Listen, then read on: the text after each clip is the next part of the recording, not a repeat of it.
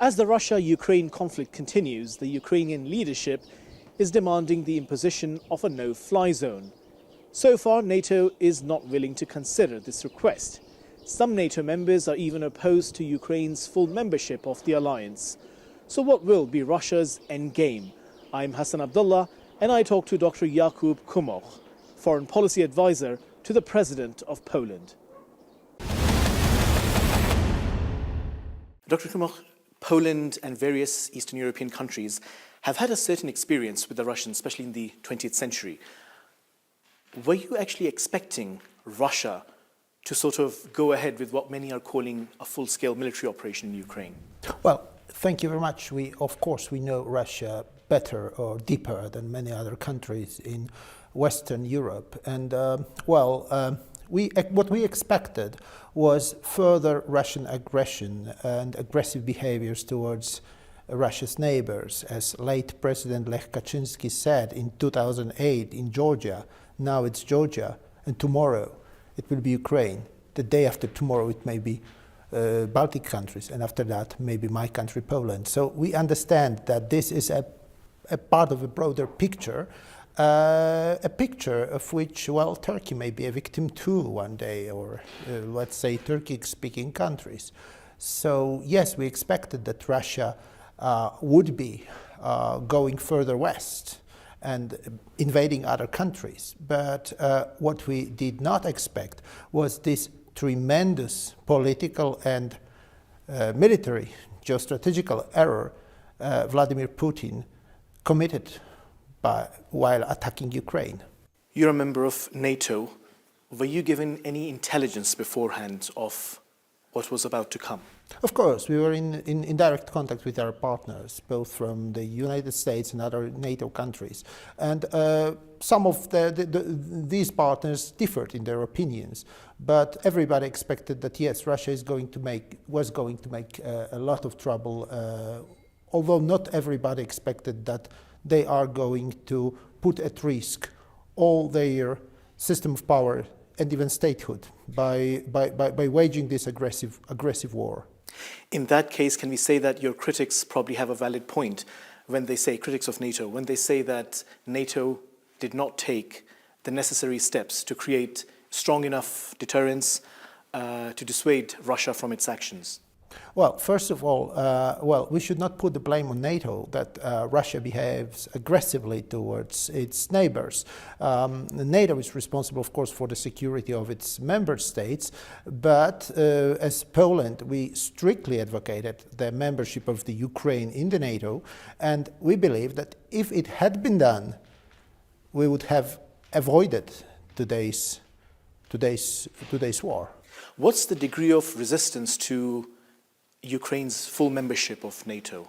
Well, here Poland differs with some Western European countries, and we believe that in 2008, when Ukraine was effectively denied the membership in the NATO, it represented a tremendous error.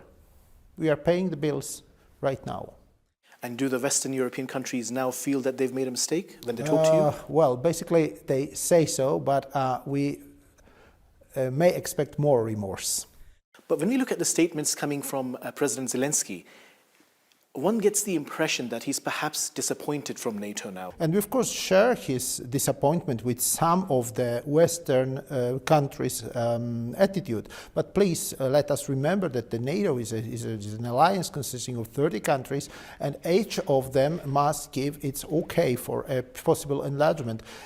I can speak in the name of Poland. Yes, Poland is in favor of Ukraine being a NATO member state.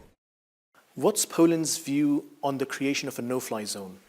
Well, first of all, this decision should be taken by the whole alliance. But of course, every step which protects the civilians in Ukraine from being massively killed, murdered by a criminal regime and by a country which has committed war crimes and is committing even crimes against humanity by bombing unarmed and civilian parts of Ukrainian cities. Every such an attempt is a right one. Now we are discussing about the scope of a possible response, but if in whatever which, let's say, involves a possibility of a clash or military clash between the NATO and Russia, we need to take a decision as a whole alliance. Poland here itself, or Turkey or any other state, has no powers to do so. Do you think this consensus mechanism within NATO perhaps delays decisions? And if you look at the Ukrainian experience, some countries might think that it's probably not a good idea to try and approach NATO countries. They might get pulled into the Russian sphere of influence. Do you think this is a bad decision by those NATO countries who are getting in the way of such memberships? Well, let me first say that NATO is probably is absolutely the most successful alliance in the history of humanity, and the most powerful tool our countries have to defend itself. And as an alliance, it is always about that in an alliance.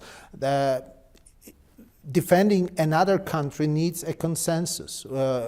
If we take any decision by our own, I mean both Poland and Turkey, we could create troubles and drag other countries to conflicts, wars and so on. That's why we have decided that consensus is needed. Your government has talked about Polish fighter jets, the possibility of making them available for Ukraine. What's the status of that? Well, Poland, as the government stated, Poland is ready to provide the jets, Polish MiG-29 jets, to the NATO and leave it to the decision by the whole alliance what to do with them. And I must be very, very, very precise in what I'm saying. We said our MiG-29 would be given for free for possible delivery to Ukraine, to the Ukrainians, and we would buy, I stress buy, replacement planes. So this would also mean a donation to the defense of Ukrainian sky and to the defense of helpless and innocent civilians. You advise your president on foreign policy, but at the same time you have an academic background as well.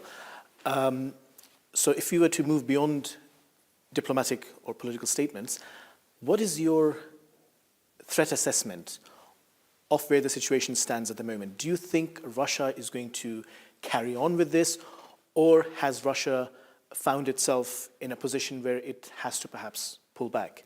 The question is not whether Russia would do something, but rather whether Russia can do it. Well, definitely the Russian army suffered a huge defeat on the ground. We have all witnessed that. We understand that it did not represent the power we all had believed it represented. Nowadays, we have a situation as follows. Russia is running out of munition. The Russian army is demoralized. And unfortunately, this has an impact on its operations. Instead of trying to capture Ukrainian cities, which proved completely unsuccessful, a total fiasco, Russia is now threatening civilians. It's now bombing the civilian parts of the cities in order to create panic, in order to create human disaster, in order to create refugee crisis, to fuel refugee crisis. Which actually operations which represent crimes, so serious crimes, even crimes against humanity. What sort of decisions would Warsaw like to come out of the extraordinary summit of NATO? Well, first of all, of course, we need more NATO presence in Eastern and Central Europe. We understand that deterrence is the only tool which works in direct contacts, direct relations with Russia. But nowadays, we are first of all focused on the war. This is the most important thing is now to stop Putin, to persuade Russia that it's time to put an end to the conflict, to withdraw the forces, to stop shelling Ukrainian cities, and to accept that this has not worked, that Russia must find its way to live as a member of international community as other countries do. Does Turkey invade other countries this way? Does Turkey want to conquer neighbors? No. Why? Because countries don't do that. Some countries, of course, protect themselves, are involved in conflicts. Yes, we understand that, it happens. But in this case, we have the first case after the Second World War when a European country tries to conquer another European country. I would say the Hitler way, the German way, the Nazi way. Since 1941, I believe, we haven't witnessed such a situation. So really we need to react. We need to stop it. What's your reading of the Russian endgame? How far do you think Russia is going to go, especially if it feels? Do you know the old dark joke? To whom does Russia border? To whom they want?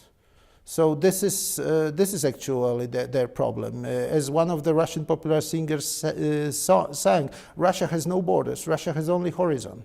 So this is a problem. This is a problem that we need to challenge this way of thinking about the world, that we are a special country who can use power against others, who has no borders, who has only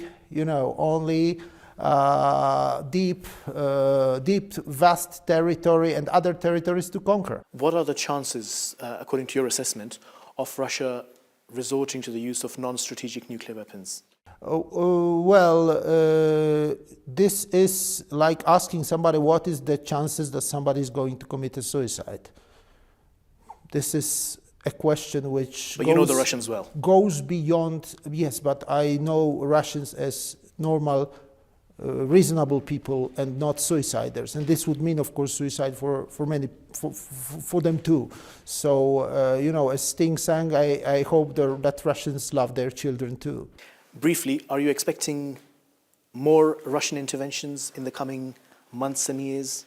In other countries, in other countries, especially Bosnia? If we surrender, if we seek a compromise not based on withdrawal of the Russian forces, but rather on ceding some kind of territory of Ukraine to Russia, of course, yes, there will be other wars. We are not giving Europe peace. But if we focus on deterrence and right now try to do everything to stop Putin's aggression against Ukraine, if we prove successful, then generations of Russians will remember this is not the way. We live in the biggest country in the world. We should be very, very much satisfied with that. Our country extends from the North Pole to the southern seas. It's an enormously beautiful country, and we don't need any other territories. That would be the lesson. Dr. Jakub Kumoch, good to have you on TRT World. Thank you very much.